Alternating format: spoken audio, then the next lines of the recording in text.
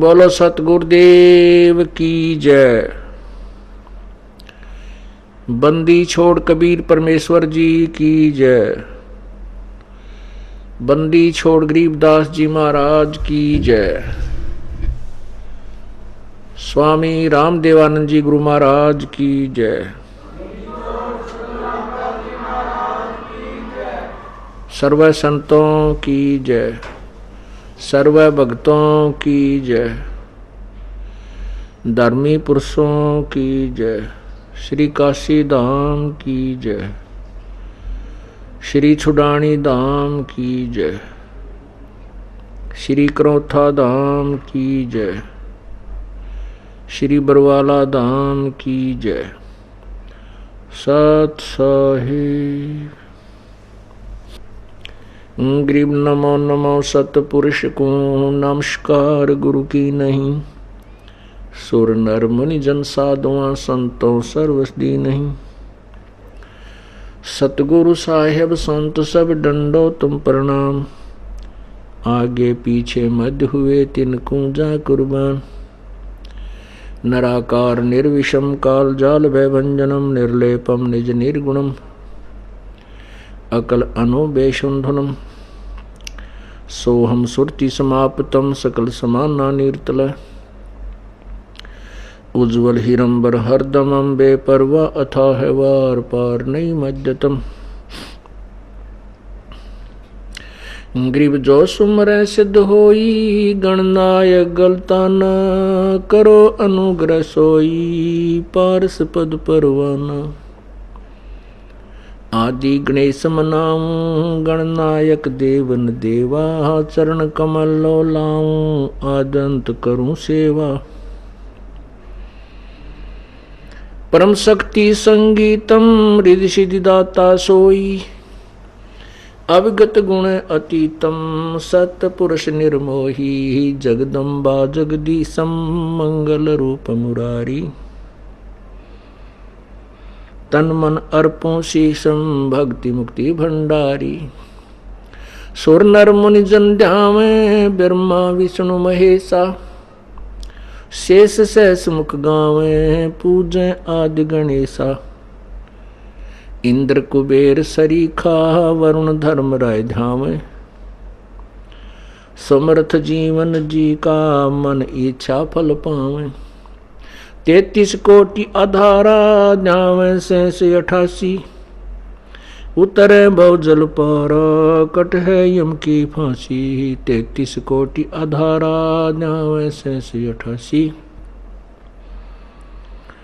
उतरे भव जल पारा कट है यम की फांसी। सत साहिब। कर जोरूं विनती करूं धरूं चरण पर शीस। गुरु जी राम देवानंद जी महाराज ने दियो नाम बख्शीश। कोटि कोटि सिजदा करूं कोटि कोटि प्रणाम। चरण कमल में राखियो मैं बांदी जाम गुलाम। कुत्ता तेरे दरबार का मोतिया मेरा नाम। गले प्रेम की जेवड़ी जहाँ खेचो वहाँ जाऊं मैं। तो करो तो बावड़ू दूर दूर करो तो जाऊं। जो राखो तो ही रहूं जो देवो सो खाऊं।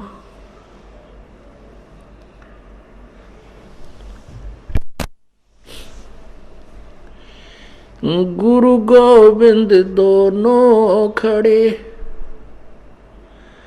किसके लागू पाए। बलिहारी गुरु आपनो जिन गोविंद दियो मिलाए। गुरु बड़े गोविंद से मन में देख विचार, गुरु सुमरे सो पार हैं, हरि सुमरे सो वारी। कबीर हरि के रूठते गुरु की शरण में जाए। कहे कबीर गुरु रूठ गए तो हर ना होत सहाय। सतगुरु के दरबार में मेरी थर थर कांपे दे। ना जानू किसी बात से मारो टूट न जावे ने। कबीर गुरु जी मिलेंगे पूछेंगे कुशलात। आदि अंत की सब कहूँ अपने दिल की बात। जय इब के सतगुरु मिले सब दुख आँखों रोए। चरणों ऊपर शीश धरूं कहूँ जो कहनी हो। कबीर गुरु जी तुम ना भूलियो। चाहे लाख लोग मिल जाएं हमसे तुमको बहुत है, तुमसे हमको नाई। कबीर तुमरे विसारे क्या बने, मैं किसकी शरण में जाऊं। शिव वृंश मुनि नारद तिनके हृदय न समाऊं। अब गुण किए तो बहुत किए करत न मनी हारे। बावे बंदा बख्श दियो बावे गर्दन उतारे। अब गुण मेरे बाप जी बख्शो गरीब नवाजी। जो मैं पूत कपूत हूँ बोर पिता को लाज। मैं अपराधी जन्म का नक्शक भरे विकार। तुम दाता दुख भंजना मेरी करो संभाल।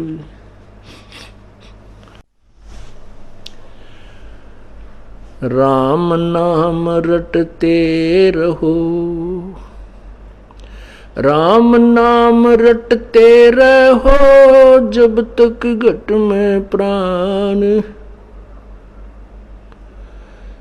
कब हो तो दीन दयाल के भनक पड़ेगी कान। कबीर सब जग निर्धना धनवंता न कोए। धनवंता सो जानियो जिस पर राम नाम धन होए।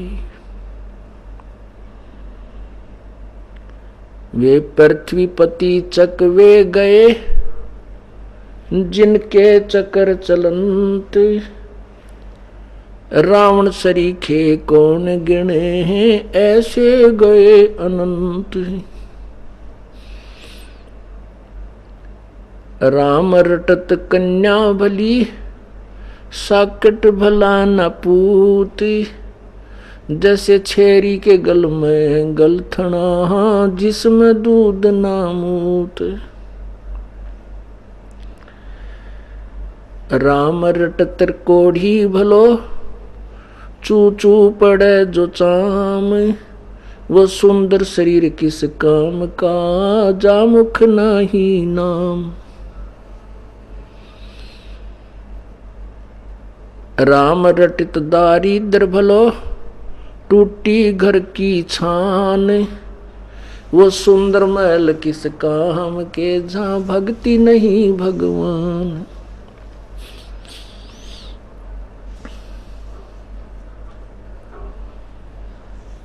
कबीर लूट सको तो लूटियो, राम नाम की लूट, पीछे फिर पछताओगे, हे प्राण जहांगे छूट। नहीं भरोसा देही का, ये बिनस जावे चन माही।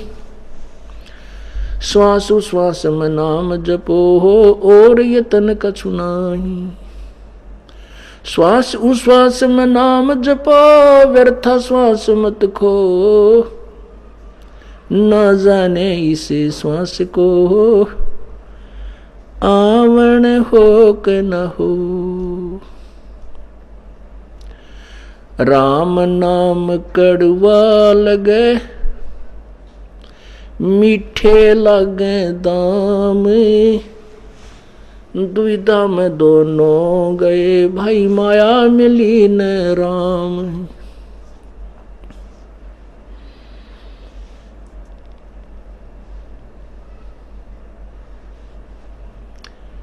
परमपिता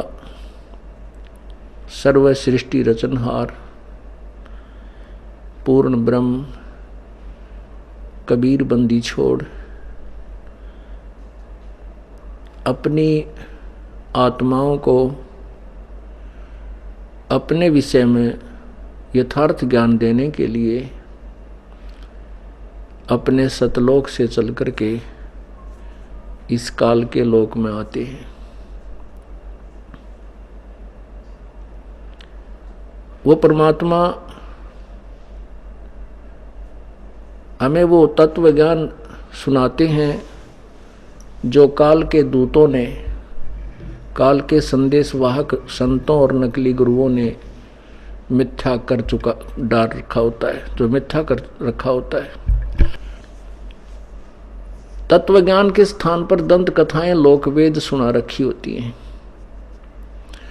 और उस लोकवेद दंत कथाओं के ऊपर सर्व मानव समाज बहुत ही दृढ़ता से चिपका हुआ होता है।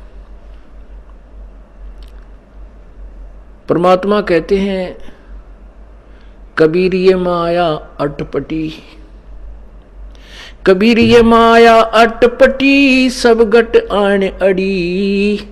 किस किस को समझाऊं या कुएं भांग पड़ी। परमात्मा हमें बताते हैं कि इस काल ने इस अपने 21 ब्रह्मांड रूपी कुएं में ये नकली सुख, झूठे सुख, इस भौतिक सुख की रूपी या भांग डाल रखी है और इस भौतिक सुख को ग्रहण करके प्राप्त करके इस भांग को पी करके प्रत्येक प्राणी परमात्मा से दूर हो रहा है। वो अपने पिता को, अपने परम पिता को, अपने कुल मालिक को, अपने सृजनहार को भी नहीं पहचान पा रहा। जैसे कोई व्यक्ति नशा किए हुए हो, वो अपने घर को भी नहीं पहचानता, पता नहीं किसके घर में जा बढ़े। और सामने चाहे कोई भी रिस्पेक्टिव व्यक्ति आ रहा है, आदरणीय व्यक्ति आ रहा है, उसका भी सत्कार नहीं करता क्योंकि वो भांग के नशे में है। उसको पता ही नहीं ये सामने कौन आ रहा है। ऐसे ही जिसने इस काल के अज्ञान रूपी ज्ञान को ग्रहण कर रखा है और इस भौतिक सुख की जिसने भांग पी रखी है, वो परमात्मा को नहीं पहचान पाता। परमात्मा ने अपने तत्व ज्ञान रूपी एंटीबायोटिक ये मेडिसिन दी है। एंटीबायोटिक अर्थात इस भांग को उतारने के ये सत्संग रूपी कैप्सूल हैं, सत्संग रूपी वचन जो हैं, ये एंटीबायोटिक दवाइयाँ हैं, औषधि हैं। और इनको सुनने से इनका इंजेक्शन कानों के माध्यम से लगता है। इनके बार बार सुनने से ही ये रोग, दीर्घ रोग कटेगा जो अज्ञान रूप है। परमात्मा कहते हैं मेरे भाई, मेरे साधो भाई, मन सब जग भूला पाया। पूरा विश्व ब्रह्मा विष्णु महेश तक किसी को भी यथार्थ ज्ञान नहीं है। पुण्यात्मा, आज से 600 वर्ष पहले जो प्रभु आए थे, परमेश्वर स्वयं आए थे, उस समय जनता शिक्षित थी और शिक्षा केवल कुछ एक ही वर्ग को प्राप्त करने का अधिकार था, जिसको ब्राह्मण कहते हैं। और ब्राह्मण लोग संस्कृत के ज्ञाता होते थे, व्याकरण के ज्ञाता होते थे, लेकिन वो सदग्रंथों से अपरिचित थे। लेकिन हम उन्हें ये जानकर कि ये संस्कृत का ज्ञाता है, संस्कृत में ये आचार्य है, इसलिए ये और हमारे सदग्रंथ जैसे पवित्र चारों वेद, पवित्र श्रीमद् भगवत गीता, पवित्र 18 पुराण आदि आदि आदि जो हमारे सदग्रंथ थे मानव मात्र के, वो सभी संस्कृत लैंग्वेज में ही थे, संस्कृत भाषा में थे। तो हम ये सोचा करते थे कि जो ब्राह्मण लोग हैं, जो ऋषि महर्षि जन हैं, ये संस्कृत के विद्वान हैं, इन्होंने सदग्रंथों को अच्छी तरह पढ़ा हुआ है, ये जो सदग्रंथों के विषय में, वेदों और गीता जी के विषय में बता रहे, ये सत्य है। और ऐसा मानना कोई संशय युक्त भी नहीं था, क्योंकि समाज अशिक्षित था। और गुरु का एक रोल होता है, गुरु का एक अभिनय होता है, एक अनिवार्य ड्यूटी है गुरु की कि वो सदग्रंथों को पढ़े और फिर जनता को उन्हीं की भाषा में, जिस लैंग्वेज को जनता समझ सकती है, उसमें समझाए। लेकिन सदग्रंथों के ज्ञान में और उसके द्वारा बताए गए सिंपल लैंग्वेज वाले ज्ञान में कोई भिन्नता नहीं हो, तो वो गुरु बिल्कुल सही है। जैसे कोई टीचर, अध्यापक अपने सिलेबस को से अपरिचित हो, अपने सिलेबस से, अपने पाठ्यक्रम के अंदर क्या लिखा है जो वो पढ़ाता जिस सब्जेक्ट को, उसको नहीं जानता और बच्चों को, विद्यार्थियों को सिलेबस के विपरीत ज्ञान दे रहा है, वो टीचर ठीक नहीं, वो अध्यापक नहीं, वो शत्रु है। वो शत्रु है विद्यार्थियों का। भले ही उसको विद्यार्थी भोले भाले टीचर मानते हैं, सत्कार भी करते हैं, उस गुरु का सम्मान करते हैं, उसके द्वारा बताए गए ज्ञान को सहर्ष स्वीकार कर रहे हैं, क्योंकि गुरु जो बता रहा है, टीचर तो विद्यार्थी को नो ऑब्जेक्शन ही होता है। अब जैसे ये दास टीचर है, आप विद्यार्थी हैं, ये दास गुरु है, आप शिष्य हैं। और यदि मैं ये दास अपने सदग्रंथों के विपरीत आपको ज्ञान देता हूं, तो बेशक आप मुझे गुरु मान रहे हैं, पर मैं गुरु नहीं, आपका शत्रु हूं।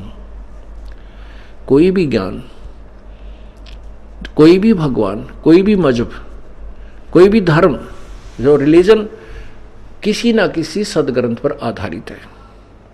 और उसी के आधार पर उनके गुरुजन, उनके जो मुखिया हैं, उस धर्म के वक्ता हैं, पीर हैं, गुरु कहो, ऋषि कहो, उनको पोप कहो, वो ये कहते हैं कि हम जैसे पवित्र हिंदू धर्म के जो अनुयायी हैं, उनके जो गुरुजन ब्राह्मण या ऋषि लोग हैं, वो कहते हैं कि जो हम ज्ञान आपको बता रहे हैं ये पुराणों में लिखा है। पुराण, शिव पुराण में ऐसा है, शिव पुराण में लिखा है शिव जी अजरो अमर है, मृत्युंजय है, इसके कोई माता पिता नहीं है। विष्णु पुराण में लिखा है कि विष्णु सर्वशक्तिमान है, यही 3 रूप धारण करके सबके पालन पोषण करता है, ये कुल मालिक है, अजरो अमर है, इसका कोई माता पिता नहीं है, सर्वेश्वर है। तो पुण्यात्माओं, तो प्रत्येक व्यक्ति ने उन गुरु ब्राह्मणों के द्वारा दिया गया ये अज्ञान कि ब्रह्मा विष्णु महेश सर्वशक्तिमान है और इनका कोई माता पिता नहीं है, ऐसा पुराणों में लिखा है। तो भोली आत्माओं ने, भोले समाज ने, जो अशिक्षित था, सहर्ष स्वीकार कर लिया। और फिर इसी दंत कथा को लाखों की संख्या में उन अज्ञानी गुरुओं ने जगह जगह ढोल पीट दिया, तो पूरा हिंदू समाज इस अज्ञान के ऊपर आरूढ़ हो चुका है। तो अब परमात्मा ने 600 साल पहले कहा था धर्मदास जी से कि धर्मदास तो लाख दुहाई, ये तत्व ज्ञान कहीं बाहर ना जाए। ये मूल ज्ञान जो मैं तुझे यथार्थ ज्ञान बता रहा हूं, अभी किसी को नहीं बताना। पुण्यात्माओं, क्यों मना किया प्रभु ने? क्योंकि उस समय जनता अशिक्षित थी। और परमेश्वर कबीर जी को, जो ये एक संस्कृत भाषा के ज्ञाता जो ऋषि थे, ये कहते थे कि कबीर अशिक्षित है, इसको अक्षर ज्ञान नहीं है, इसलिए सदग्रंथों से अपरिचित है। ये वेदों और गीता के बारे में जो कुछ कहता है वो व्यर्थ कहता है, पुराणों के बारे में जो कहता है ये झूठ बोलता है। तो इसलिए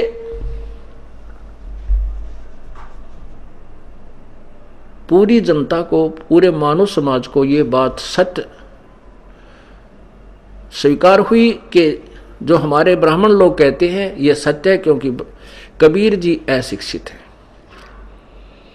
इसमें कोई दो राय नहीं। और वेदों और गीता और पुराणों के बारे में जो ब्राह्मण लोग बता रहे हैं ये सत्य है।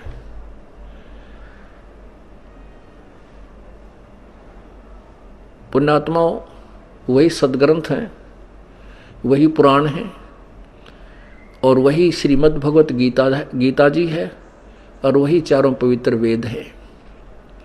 जो परमात्मा कबीर परमेश्वर जी ने 600 वर्ष पूर्व अपनी सिंपल लैंग्वेज में, अपनी अमर वाणी में, अपनी कबीर वाणी में, कबीर अपने मुखारविंद से जो उच्चारित उनकी जो सत्य वाणी है, उसमें उस समय ही बता दिया था। क्या बताया था?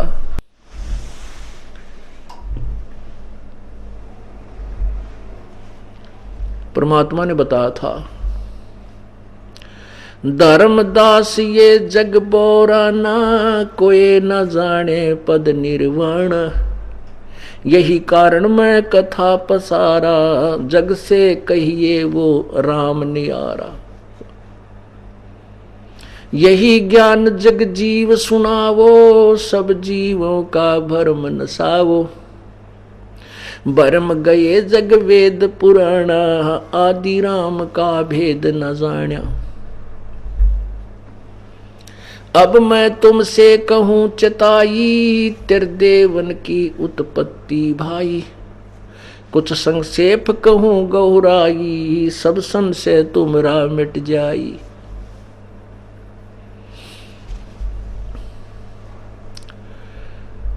परमात्मा बताते हैं कि धर्मदास 600 वर्ष पहले प्रभु ने बताया था कि मां अष्टंगी पिता निरंजन, ये जम दारुण वंशन अंजन। पहले कीन निरंजन राई, पीछे से माया उपजाई। माया रूप देख अति शोभा, देव निरंजन तन मन लोभा।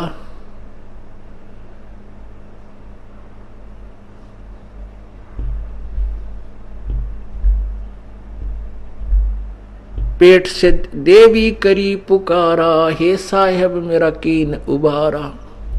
टेर सुनी ता हम आए, अष्टंगी को बंद छुड़वाए।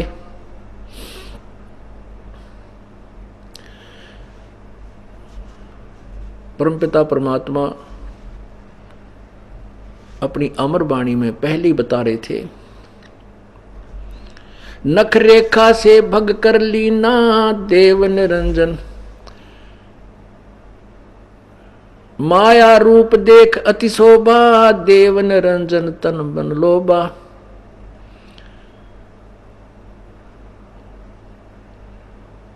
माया से कीन्या भोग विलासा, माया को रही तब आशा। तीन पुत्र अष्टंगी जाए, ब्रह्मा विष्णु शिव नाम धराए। क्या बताया परमात्मा ने आज से 600 वर्ष पहले आपको? ये कबीर परमेश्वर द्वारा 600 वर्ष पूर्व दिया हुआ वो अमृत ज्ञान सुना रहा है ये दास, जो आज सभी सदग्रंथों में आपको प्रमाणित करूंगा। पुण्यात्माओं, आज सर्वशिक्षित समाज है और सदग्रंथों को हम स्वयं अपनी आंखों पढ़ सकते हैं। इससे हमें यह दृढ़ विश्वास होगा कि Kabir was God, Kabir is God. परमात्मा कबीर भगवान था, है और रहेगा। क्योंकि वो अशिक्षित कहते हुए, अशिक्षित होते हुए मान लीजिए समाज की दृष्टि, वैसे तो परमात्मा के सामने परमात्मा अशिक्षित नहीं होता, उससे कोई भी लैंग्वेज छुपी नहीं। लैंग्वेज यानी भाषा बोलना ही ज्ञान होता है, लिखने की बात तो बाद में आती है। शुरुआत में प्रारंभ में कोई लेखन कार्य नहीं करता था, सभी अपने जो है ना कंठस्थ ज्ञान रखा करते थे। जैसे दिव्यवेदी कहलाते थे वो ब्राह्मण, वो बुद्धिमान व्यक्ति जो 2 वेदों को कंठस्थ याद रखते थे, लिखते नहीं थे। त्रिवेदी जो 3 वेदों का ऋग्वेद, यजुर्वेद और सामवेद को कंठस्थ याद किया करते थे। चतुर्वेदी वो होते थे और महाविद्वान जो 4 वेदों को कंठस्थ याद रखते थे। तो उस समय लिखने की आवश्यकता मालिक नहीं समझते थे, क्योंकि लिख लिख कर किस किस को देवे, वह सबको मौखिक वही ज्ञान बताते थे। और फिर परमात्मा एक अमर शक्ति है, परमात्मा के अंदर एक अनमोल शक्ति है, उन्होंने इस अपने ज्ञान को अपनी ही शक्ति से लिपिबद्ध कर दिया था। तो ऐसे ही प्रभु ने वो अमर ज्ञान जो सर्व वेदों और पुराणों में, गीता जी में विद्यमान है, वो सुनाया था। उसमें उसी को पढ़कर आपको सुनाता है ये दास। धर्मदास ये जग बोराना, कोई न जाने पद निर्वाण। धर्मदास जी उनके एक परम शिष्य हुए, जो पहले पवित्र हिंदू धर्म में जन्म होने के कारण ब्रह्मा विष्णु महेश के ऊपर अत्यारूढ़ थे और भगवान विष्णु और शिव से अतिरिक्त किसी को भगवान मानने को तैयार नहीं थे। परमेश्वर कबीर जी ने, अर्थात उस पूर्ण परमात्मा ने, अपनी प्यारी आत्मा को बताया कि धर्मदास ये सर्व संसार विचलित है, ये भ्रमित है, बोराना, और कोई ना जाने पद निर्वाणा। निर्वाण माने मोक्ष, मोक्ष मार्ग से कोई भी परिचित नहीं है।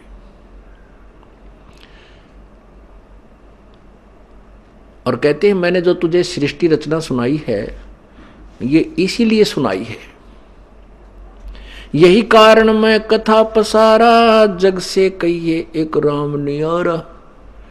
जिन भगवानों को तुम मानते हो, ब्रह्मा विष्णु महेश, राम कृष्ण और इनके 14 अवतार, 24 अवतार, ये 8-9 अवतार, 24 अवतार, ये सभी ये पूर्ण प्रभु नहीं है। और ये भोला मानव इन्हीं को प्रभु मानकर इन्हीं की पूजा में लगा हुआ है। पुण्यात्माओं, आज से 600 वर्ष पहले ये बात किसी को भी स्वीकार्य नहीं होती कि ब्रह्मा विष्णु महेश समर्थ शक्ति नहीं है और ये जन्मते और मृत्यु होती है।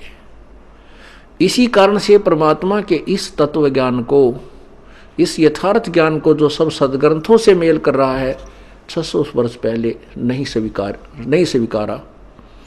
क्यों नहीं स्वीकारा? क्योंकि वो नकली जो संत थे, जो गुरु थे,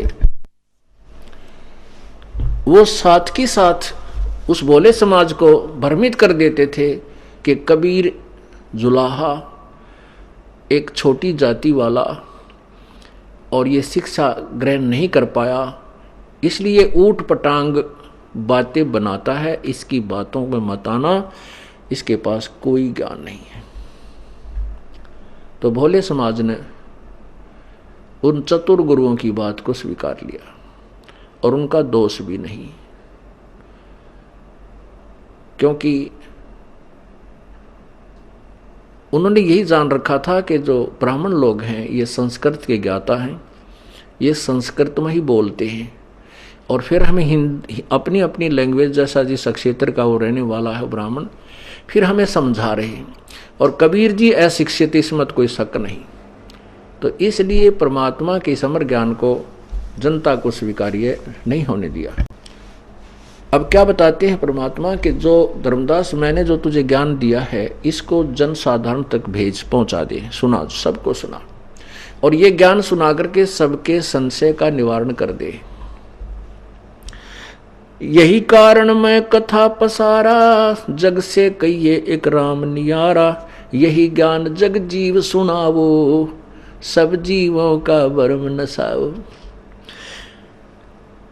अब मैं तुमसे कहूं चिताई, त्रिदेवन की उत्पत्ति भाई। अब मैं तुमसे कहूं चिताई, त्रिदेवन की उत्पत्ति भाई। कुछ संक्षेप कहूं गौराई, सब संशय तुमरे मिट जाई। भरम गए जग वेद पुराना, आदि राम का भेद न जाना। राम राम सब जगत बखाने, आदि राम को कोई बिरला ही जाने। ज्ञानी सुने सो हृदय लगाई, मूर्ख सुने तो गम ना पाई। परमात्मा कहते धर्मदास, अब मैं तुझे तीनों देवता ब्रह्मा विष्णु महेश की उत्पत्ति सुनाता हूं और संक्षेप तो मैं तुझे बताऊंगा जिससे तेरा भ्रम नष्ट हो जाएगा।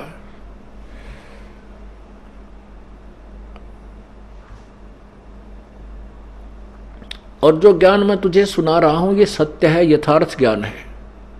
बुद्धिमान व्यक्ति इसको सुनेगा और सब प्रमाणों को देखेगा तो हृदय से लगाएगा, स्वीकार करेगा, और मूर्ख सुनेगा तो वो इस तत्व ज्ञान को न समझकर अपना जीवन व्यर्थ करेगा। सत्य को दो प्रकार के व्यक्ति स्वीकार नहीं करते हैं।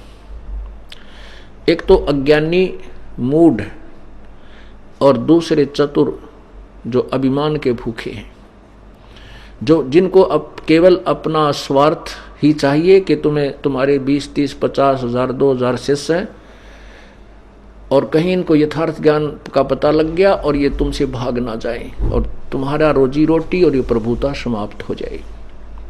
ये समाज के शत्रु होते हैं जो भ्रमित करते हैं और अपने अनुयायियों को भी यथार्थता से दूर रखते हैं और स्वयं भी उसको स्वीकार नहीं करते। तो दो प्रकार के व्यक्तियों के बारे में क्या कहा है?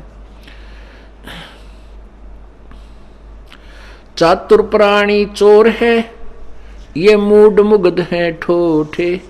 संतों के नहीं काम के, इनको दो गल जोट।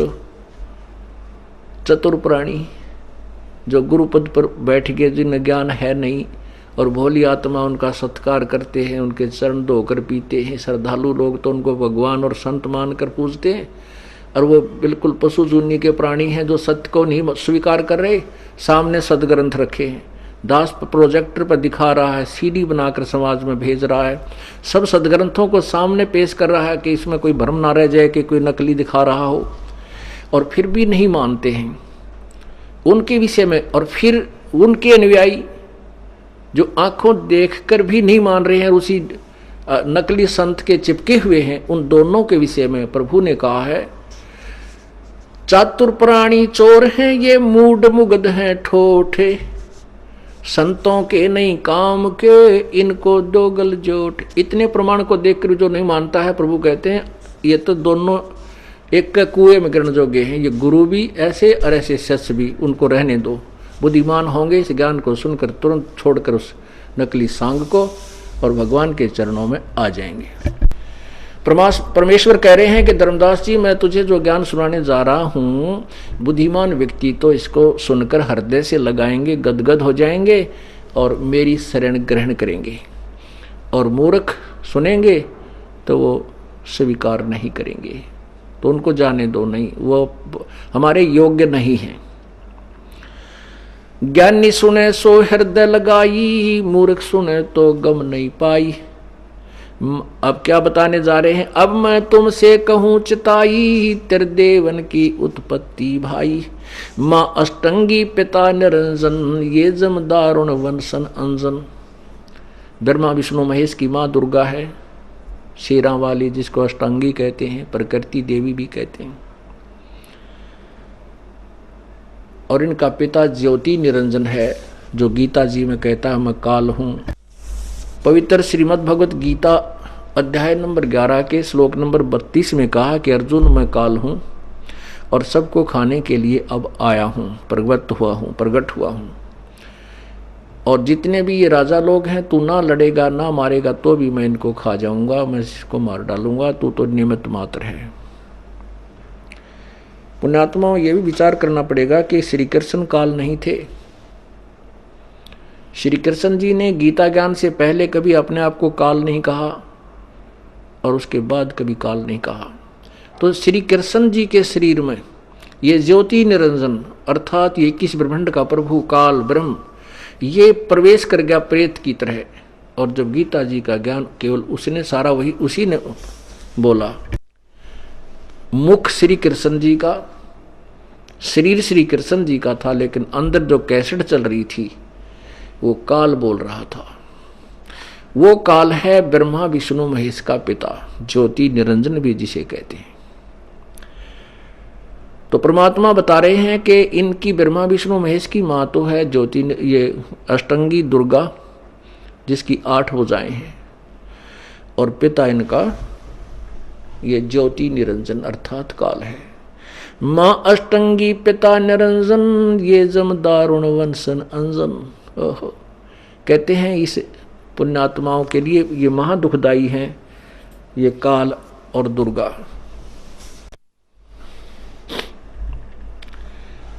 अब सृष्टि रचना का संक्षिप्त वर्णन दे रहे हैं। पहले कीन निरंजन राई, पीछे से माया उपजाई, माया रूप देख अति शोभा, देव निरंजन तन मन लोभा। आपको सृष्टि रचना थोड़ी सी सुनाएगा ये दास, तब आपको ये अमर वाणी समझ में आएगी। पहले ये वाणी पूरी करता हूं, उसके बाद सृष्टि रचना का कुछ अंश आपको सुनाएंगे।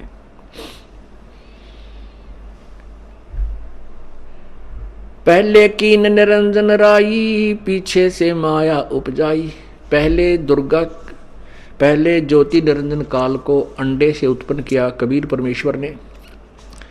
उसी के बाद उसी परमेश्वर ने दुर्गा को अपनी वचन शक्ति से एक स्त्री रूप दिया, युवा लड़की का रूप दिया। तो यहाँ ये बताना चाहते हैं कि पहले कीन निरंजन राई, पहले ज्योति निरंजन को उत्पन्न किया और पीछे से माया उपजाई, पीछे से दुर्गा की उत्पत्ति की बाद में।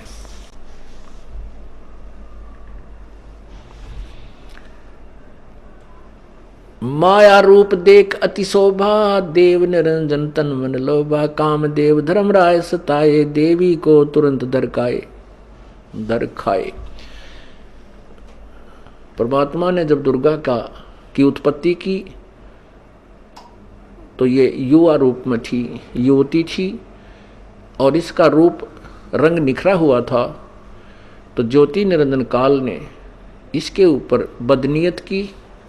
दुर्गा के लाख मना करने पर भी जब ये नहीं बाज आया तो इसने अपना सूक्ष्म रूप बना करके ज्योति निरंजन काल के पेट में शरण ग्रहण की। वहां से प्रभु कबीर परमेश्वर से पुकार की, पिताजी मेरी रक्षा करो। इस ज्योति निरंजन ने मुझे बहुत सताया, इसने मेरे साथ बदतमीजी करनी चाहिए, तो मैंने अपनी इज्जत की रक्षा के लिए इसके पेट में शरण पाई है, मुझे बचाओ। तो परमात्मा कहते हैं वहां हम पहुंचे, अपने पुत्र सहज दास का रूप बनाकर के कबीर परमेश्वर वहां प्रकट हुए और ज्योति निरंजन के पेट से दुर्गा को निकाला। उसके बाद परमेश्वर ने कहा कि ज्योति निरंजन तू जा यहां से, अपने 21 ब्रह्मांड को ले जा और तुम दोनों यहां से जाओ। आज से तूने जो सतलोक में ऐसा दुराचार करने की चेष्टा की है, 1 लाख मानव श्रीधारी प्राणी तू नित खाया करेगा और 1.25 लाख उत्पन्न करेगा। और आज से तेरा नाम काल होगा। अब परमात्मा ने आदेश दिया कि निकल जाओ यहां से। 21 ब्रह्मांड समेत दुर्गा साथ में, ये ज्योति निरंजन का 21 ब्रह्मांड का यो बेड़ा सतलोक से 16 शंख कोश की दूरी पर आकर के स्थिर हो गया। तो यहाँ परमात्मा क्या बताना चाहते हैं, माया रूप देख अति शोभा देव निरंजन। इस निरंजन भगवान काल भगवान का तन मन लोभा, काम देव धर्मराय सताए देवी को तुरंत धर खाए। विषय वासना के वश होकर के काल ने, ज्योति निरंजन ने, धर्मराय भी इसी को बोला जाता है। और इसने दुर्गा की तरफ बदनीयत की तो दुर्गा ने, जब इसने मुंह खोला हुआ था नीचता के कारण, इसके मुख के माध्यम से पेट में सूक्ष्म रूप धारण करके पेट में शरण पाई। पेट से देवी करी पुकारा, हे साहेब मेरा करो उभारा। टेर सुनी तब हम ता आए, अष्टंगी को बंद छुड़वाए। सतलोक में कीन्हा दुराचारी, काल निरंजन दीनानकारी। माया समेत दिया भगाई, 16 शंख कोस पर आई। अष्टंगी और काल अब दोई, मंद कर्म से गए बिगोई। धर्मराय को हिकमत कीना, नख रेखा से भग कर लीना। पुण्यात्माओं, परमात्मा ने इस काल की नीचता और देखनी थी, ये कितना गिरावट में आ सकता है। इसलिए उस लड़की को, अष्टंगी को, दुर्गा को, अष्टंगी को, दुर्गा को नूरी रूप दिया, नूर का शरीर बनाया और उसका प्रजनन इंद्रिय नहीं लगाई।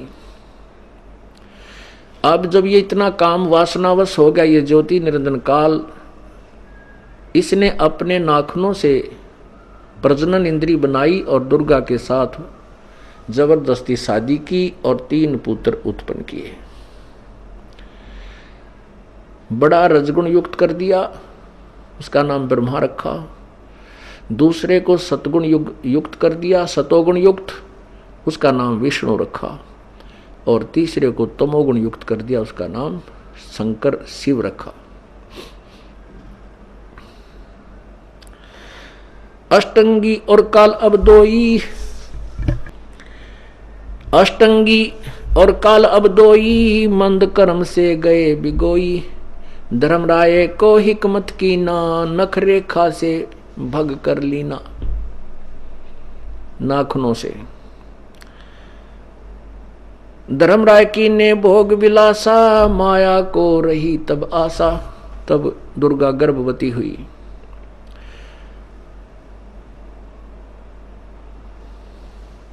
तीन पुत्र अष्टंगी जाए, ब्रह्मा विष्णु शिव नाम धराए।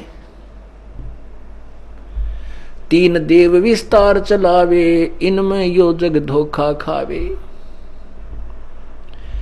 पुरुष गम कोई कैसे कोई पावे, काल निरंजन जग भरमावे। 3 लोक अपने सुत दीन्या, सुन निरंजन बासा कीना।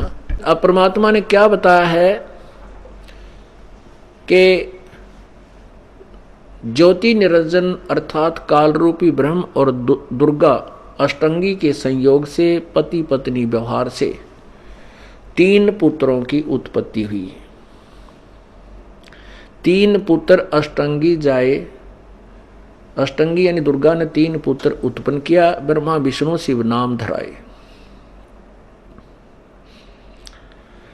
और इन 3 देव को, ओए होए, 3 देव, ये काल के जो तीनों पुत्र हैं, रजगुण ब्रह्मा, सतगुण विष्णु, तमगुण शिव जी, यही कहते हैं इस काल के विस्तार को, यहाँ के जो उत्पत्ति, सतिथि और संहार को यही चला रहे हैं। और इन्हीं की पूजा में, इन्हीं को पूर्ण प्रभु मान करके पूरा विश्व धोखा खा रहा है। इनको पूर्ण परमात्मा मान रहे हैं, ये पूर्ण प्रभु नहीं है। और पुण्यात्माओं, आज से 600 वर्ष पहले ये बात की तो समाज में कहना तो जूते खाना ही था, कोई नहीं मान सकता था। लेकिन अब मानेंगे। क्यों मानेंगे? क्योंकि हमारे सदग्रंथ मनावेंगे और सभी बच्चे, बालक, बूढ़े, बहन, बेटी, भाई, बुजुर्ग, देवी सब शिक्षित हैं। और जो भी समाज जिस सदग्रंथ के ऊपर आधारित है, ये दास उसी से निष्कर्ष निकाल के उनके सामने रख रहा है कि तुम्हारा सदग्रंथ ये बता रहा है। और आप जी अपने सदग्रंथ से अपरिचित है तो कहां जाओगे तुम? बुद्धिमान लोग स्वीकार करेंगे और कर रहे हैं। और फिर भी नहीं मानते हैं, तो वो परमात्मा ने पहले हमें बता दिया है कि चातुर प्राणी चोर हैं और मूढ़ मुग्ध हैं ठोठ, वो फिर हमारे काम के नहीं हैं, वो तो वहीं पड़े रहें, ठीक है, जाओ काल के मुंह में। उनको दो गलजोट, गलजोट मानने का अर्थ है कि जैसे वो वहीं बंधे रहे एक दूसरे के साथ। तीन देव विस्तार चलावे, इनमें यो जग धोखा खावे, पुरुष गम कैसे कोई पावे, हे काल निरंजन जग भरमावे। परमात्मा कहते हैं कि परमेश्वर के बारे में कैसे जान सके, ये काल जो है सबको भ्रमित कर रहा है, पूरे विश्व को इसने झूठे गुरु भेज के और भ्रमित करवा दिया।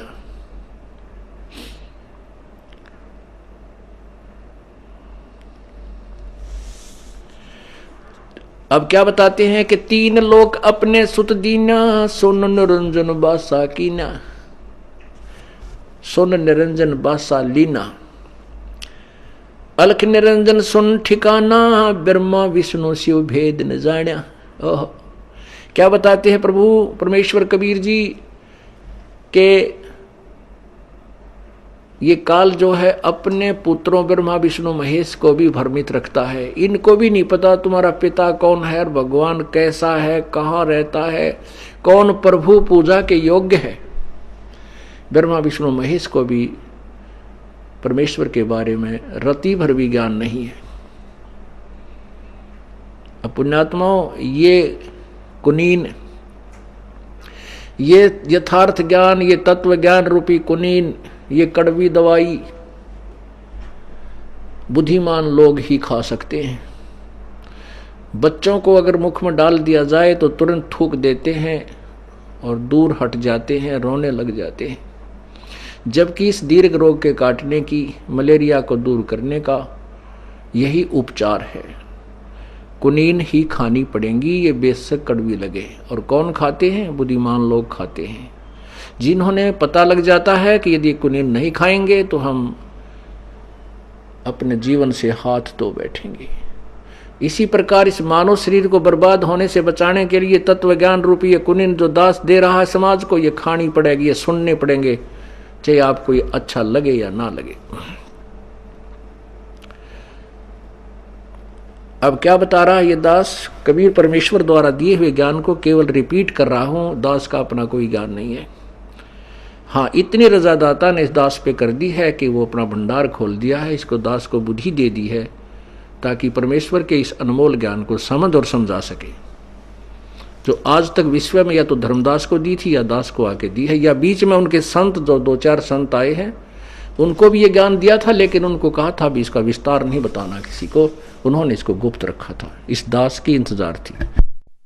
ये दास तो बोल रहा है ये बिल्कुल अटल सत्य है, उन्हीं को विश्वास होगा जो इस ज्ञान को पूर्ण सुन लेगा।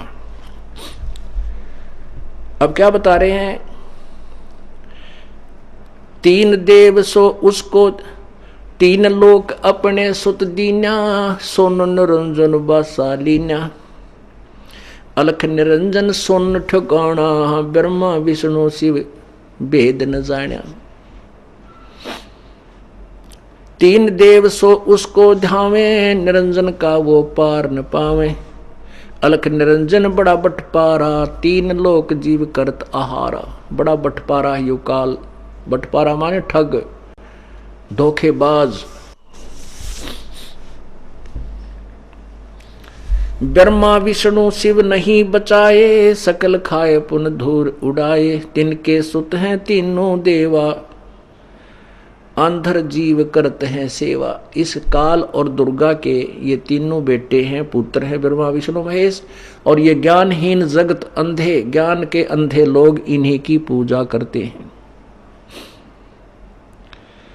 अकाल पुरुष काहू नहीं चीन्या, काल पाए सभी गैलीना। अकाल पुरुष, अकाल जिस जो अविनाशी परमात्मा है उसको किसी ने नहीं समझा, और इस काल को सभी ने प्रभु स्वीकार कर लिया।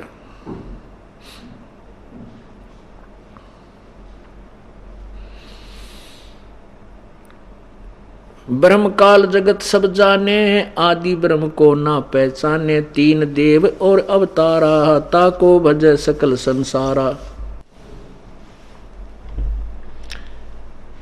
परमात्मा कहते हैं कि काल, ब्रह्म काल को सब जग जाने। वेदों के आधार से ब्रह्म को ही सभी ऋषिजन महर्षिजन पूर्ण परमात्मा मानकर उसकी साधना करते और करवाते रहे।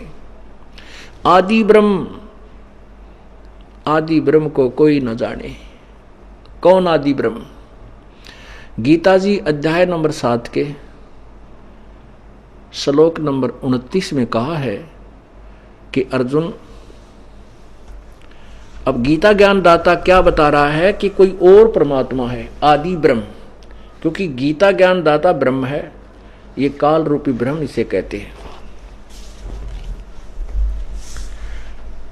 और ये किसी और परमात्मा के विषय में बता रहा है। अब परमेश्वर की इस अमृतवाणी को सिद्ध करने के लिए, सत्य को सत्य स्वीकार्य करवाने के लिए अब आपको ढेर सारे प्रमाण देने पड़ेंगे, और उन सदग्रंथों के देने पड़ेंगे जो पूरा विश्व मानता है कि ये अनमोल शास्त्र है। जैसे श्रीमद् भगवत गीता जी, पवित्र श्रीमद् भगवत गीता जी, पवित्र चारों वेद, पवित्र 18 पुराण, महाभारत, पवित्र कबीर सागर, कबीर वाणी, और पवित्र बाइबल, पवित्र श्री गुरु ग्रंथ साहिब और पवित्र कुरान शरीफ, इन सदग्रंथों के ऊपर पूर्ण विश्व आधारित है जो धार्मिक व्यक्ति हैं। और प्रत्येक अनुयायी को अपने सदग्रंथ के विषय में बिल्कुल ज्ञान नहीं। न तो कबीर पंथियों को कबीर सागर के विषय में ज्ञान है, न ही हिंदू धर्म के जो अनुयायी हैं जो गीता जी और वेदों और पुराणों को अपना यथार्थ सदग्रंथ मानते हैं, उनको भी इसके विषय में कै ख का भी ज्ञान नहीं है। और न ही कुरान शरीफ क्या बताना चाहती है ये मुसलमानों को ज्ञान नहीं है। ऐसे ही पवित्र बाइबल हमें क्या बताता है तो ईसाई लोगों को बिल्कुल ज्ञान नहीं है। पुण्यात्माओं, जो प्रथम बार इस सत्संग को, इस दास के ज्ञान को सुनेगा, ये सोचेगा कि ये बड़ा अभिमानी आदमी है, अपने तुल किसी को नहीं मान रहा। नहीं, दास तो एक दास है। दास शब्द प्रयोग किया है तो हम उस दासातन के ऊपर पूर्ण हैं। लेकिन हमारे जो सदग्रंथ हैं उनमें ऐसा लिखा है, और दास को पता है कि उस